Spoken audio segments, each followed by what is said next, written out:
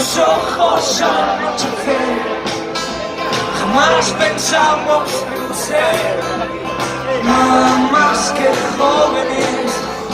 Vimos los barcos partir sin despedirnos de ellas, como si fuésemos sueños dentro de botellas. Era volver a volver, saber que no estás y yo nunca estaré. No quiero contar lo mismo que ayer, ahogar las palabras, quemarme la piel. Mis memorias me persiguen, de eso no puedo librarme. De lo que fui solo queda hueso y carne.